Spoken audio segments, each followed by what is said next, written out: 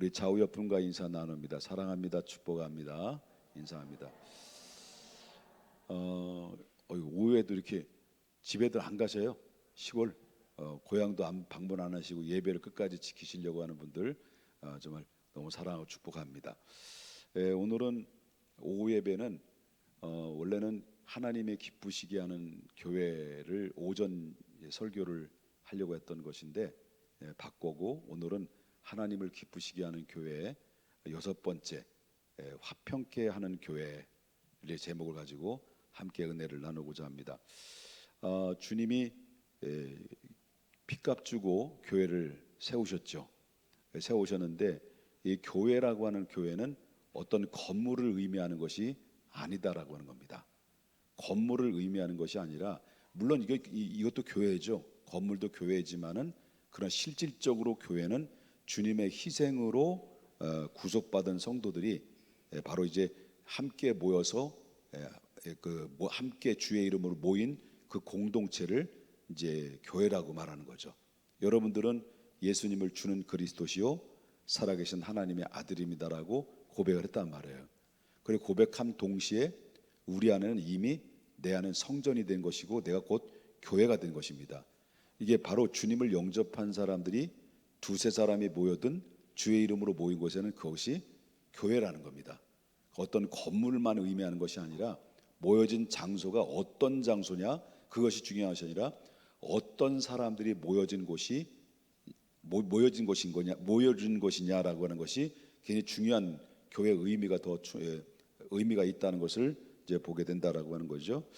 우리가 진리를 알고 있는 한 우리가 하나님의 자녀로서 손색 없이 살아야 될 중요한 사명이 있다고 한다면 바로 화평케 하기 위해서 노력을 해야 된다. 교회 안에서 뭐가 있어야 됩니까? 화평이 있어야 됩니다. 그리고 화평이 있는 성도가 돼야 된다는 겁니다. 그러니까 우리 교회는 정말 특징적인 것이 있죠. 우리 교회는 어떤 것이 특징일까요? 제가 이제 미리 전에 힌트를 좀 드리긴 드리는데 우리 교회 특징이 어떤 특징이 있을까요? 화평한 교회, 화평한 교회입니다. 그렇지 않습니까? 집에 가고 싶어요, 빨리? 우리 교회 딱 들어오면은 참 평화롭다, 참 평안해 보인다 그런 걸 느끼잖아요. 우리 이제 첫 교회를 방문하시고 나서 뭐 찬바람이 싱싱 분다, 뭐 시베리아다, 뭐 이렇게 쌍욕을 하면서 이렇게 우리 교회를 시베리아 취급을 하지 않고 참 따뜻한 교회, 화평한 교회, 그 다음에 온유한 교회, 밝은 교회. 외부의 목사님들이 오셔서 설교하러 오시면 바로 뭐냐면 여러분들이 앞에 딱 서게 되면 여러분들 얼굴이 다 밝고 명랑하고 화평해 보이고 그러니까 목사님들 흥분을 해가지고 설교를 서론을 어떻게 하다 보니까 다 놓치고 설교를 제대로 못하고 이제 나가시는 경우들이 많이 있어요. 그만큼 여러분 우리 교회가 화평에 취해 있다는 것을 보게 됩니다. 한번 취해 봅시다. 뭘로 취해자고요? 화평으로 취해 봅시다 하는 거죠. 자, 마귀들이 모이는 교회는요 화평이 없습니다. 흉내는 낼 수 있습니다. 흉내는 낼 수는 있지만은 마귀들이 모이는 교회는 흉내를 낼 수는 없다는 거죠. 흉내를 낼 수는 있지만 화평할 수는 없다. 그곳에는 항상 뭐갑니까? 시기, 질투, 분쟁, 싸움, 다툼, 이것이 마귀들의 역사에 의해서 바로 이제 교회들이 넘어가는 이런 상황들이 찾아볼 수가 있다라고 하는 것입니다. 그러므로 우리 평택 중앙교회는 주님이 기뻐하시는 교회가 되려면 그 어느 때보다 중요한 것은 교회가 화평해야 된다. 그럼 화평하게 해야 되는데 그럼 우리 믿음의 사람들은 어떤 사람들이냐라고 할 때 예수님께서도 바로 바울 사도를 통해서 우리에 주신 말씀이 있어요. 고린도후서 5장 18절부터 19절을 좀 보겠습니다. 고린도후서 5장 18절부터 19절을 보겠습니다. 모든 것이 하나님께로서 났으며 그가 그리스도로 말미암아 우리를 자기와 화목하게 하시고 또 우리에게 뭐라 그러죠? 화목하게 하는 직분을 주셨다 그랬습니다. 우리는 원래는 예수님과 우리는 어떤 관계였습니까? 원수, 왼수 관계였습니다. 아니, 하나님과 우리의 관계는 무슨 관계였어요? 원래 왼수 관계였습니다. 근데 그 왼수의 관계를 예수님이 십자가를 통해서 허물어 주신 거예요. 그 십자가를 통해 하나님과 나와의 화평하게 된 거예요. 그래서 여러분들과 저와는 하나님과의 관계가 어떤 관계가 된 거예요? 화평한 관계가 된 거예요. 화난 관계가 아니고요, 화평한 관계가 된 거예요. 화평한 관계가 됐는데, 화평한 관계가 됐음에서도 불구하고 또 한 가지 우리에게는 직분을 줬다는 거죠. 어떤 직분을 줬냐? 아까도 말했지만 우리에게 화목하게 하는 직분을 주셨다. 그러니까 우리 교회를, 여러분들이 어떤 사명을 가지고 있어요? 교회를 화목하게 하는 직분을 가졌다는 거죠. 여러분 한 분 한 분마다 교회를 무너뜨리거나 분쟁을 일으키게 만드는 것은 이건 저주스러운 거예요. 정말 부끄러운 거예요. 왜? 예수님이 화목제물로 삼아 주셔서 교회를 아름답게 세우시고 교회를 아름다운 공동체를 만드셨는데, 그걸 허물어뜨리는 것은 누구냐? 마귀거든요. 그 마귀인데, 바로 뭐냐면 그 교회를 화목하게 만드는 직분을 가져서 그 직분을 감당하는 것이 바로 뭐냐면, 여러분 한 사람 한 사람마다 화목한 자가 되고 화목한 직분으로서 사명을 잘 감당해야 된다라는 것을 우리가 보게 된다라고 하는 거죠. 그러나 오늘날 교회들이 다 그렇지는 않는 것 같아요. 자, 여기 또 이제 보겠습니다. 19절을 보겠습니다. 19절. 곧 하나님께서 그리스도 안에 계시사 세상에 자기와 화목하게 하시며 그들의 죄를 그들에게 돌리지 아니하시고 화목하게 하는 말씀을 우리에게 뭐라요? 부탁했다는 거죠. 그리고 우리가 개개인, 저와 여러분이 화목하게, 교회를 화목하게 할 직분이 있고, 그다음에 뭐예요? 화목하게 하는 말씀을 우리에게 줬다는 거죠. 그럼 뭘 말해요? 화목을 깨트려지게 만드는 원인이 뭘까요? 말이에요, 말. 사람 기분 나쁘게 하는 것은 뭘로 기분 나쁘게 해요? 표정도 있죠. 근데 가장 중요하게, 가장 기분 나쁘게 하는 건 뭘 때문에 상처를 받아요? 말 때문에 상처받아요. 그렇죠? 그러니까 하고 많은 말들 중에서 꼭 왜 기분 나쁜 말만 골라서 하냐는 거예요. 그러니까 중요한 것은 바로 뭐냐면, 오늘 무슨 말을 줬냐? 우리의 직분을 줬는데, 화목하게 하는 직분을 줬는데, 그 화목하게 하는 화목하게 하는 직분 중에서 어떤 직분이 중요하냐면 말의 직분이다. 말. 그러니까 말 한마디 한마디를 전해줄 때 상대방이 내가 전한 말이 정말 화목하게 하는 말인지, 또는 그 화목을 깨트리는 말인지, 상대방에게 기분을 상하게 하는 말인지, 상대방의 기분을 좋게 하는 말인지를 늘 우리는 말을 할 때 그거를 생각하고 말을 해야 된다. 우리는 어떤 자들입니까? 직분자들이에요. 여기 계신 분들은 직분자들의 사명은 바로 뭐냐면 화목해 하는 사명과 동시에 화목해 하는 말을 잘해야 된다. 말. 옆에 분은 어떻게 생기셨나요? 말 잘하게 생기셨나요? 못하게 생기셨나요? 기분 나쁘게 생기셨나요? 기분 좋게 생기셨나요? 말을 잘해야 된다. 말. 말 잘해야 된다. 주님께서 화목하게 하는 직책을 주셨고, 화목하게 하는 말씀을 우리에게 부탁했다. 이게 부탁했다는 얘기예요.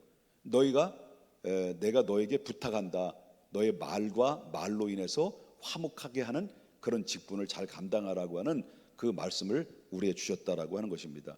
근데 오늘날 교회 형편을 좀 살펴보게 되면, 화평하기 위해서 노력하는 사람들보다는 오히려 화평을 깨트리려고 하는 사람들이 더 많다라는 거죠. 그래서 교회가 하도 덕이 안 되니까, 교회가 하도 이제 싸움이 많이 일어나니까 바깥에서 이제 길바닥에서 서로 사람들이 싸우고 있었어요. 막 치고받고 싸우는데, 지나가다 막 소리 시끄러우니까, 이 사람들 말이야, 길가에서 왜 싸움을 하고 있냐? 싸우려면 교회 들어가서 싸워! 라고 했다는 거예요. 그만큼 뭡니까?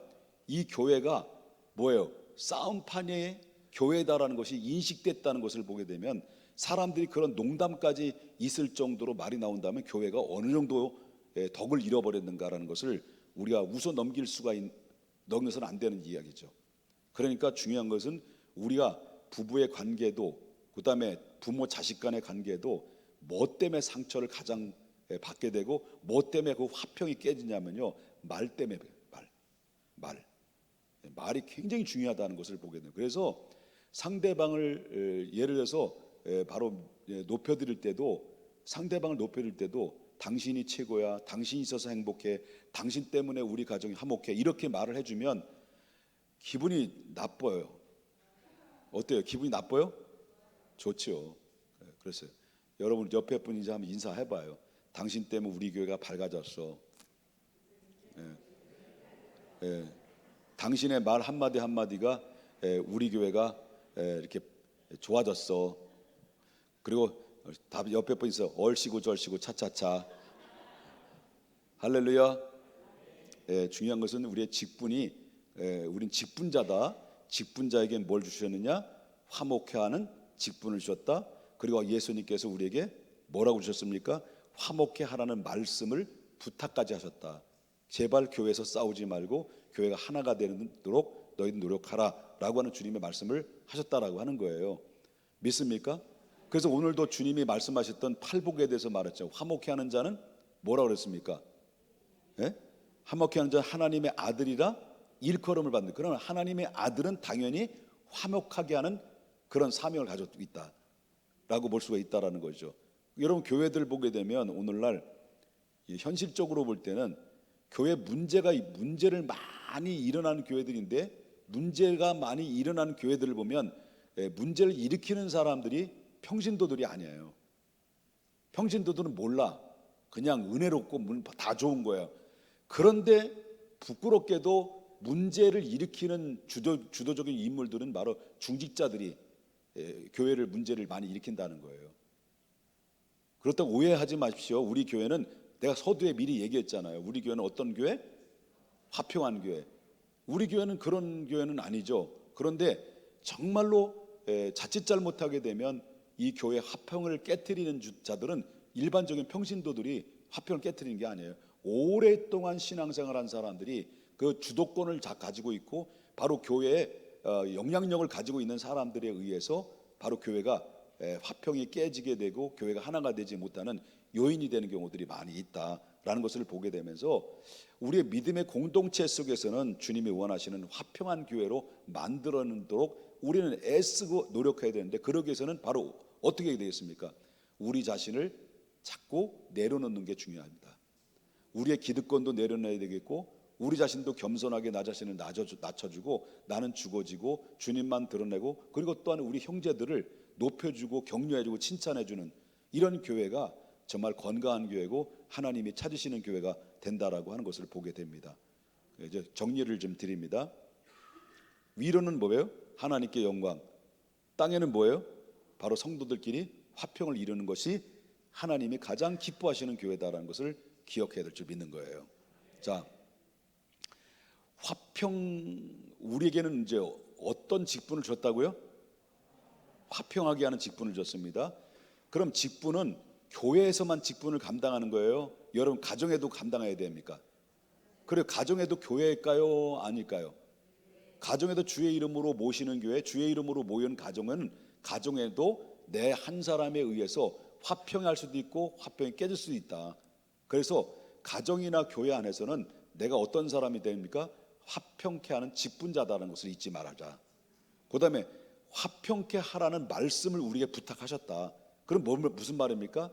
말 한마디 한마디가 모든 사람들에게 전해질 때, 아내에게 전해질 때, 남편에게 전해질 때, 자녀에게 전해질 때, 교회 성도들에게 전해질 때도 내가 사람들을 세우고 격려하고 그리고 영혼을 살려내는 그런 말의 언어를 구사하느냐, 아니면 하고 많은 말 중에서 상처를 막 쪼아대는 그런 말을 구사하느냐에 따라서 교회 가정의 화평이 깨질 수도 있고 화평할 수도 있고, 교회가 화평이 깨질 수도 있고 화평할 수도 있고, 이게 말에 의해서 굉장히 결정되는 경우들이 많이 있기 때문에 우린 두 가지를 잊지 말자. 화평케 하는 직분을 받았다.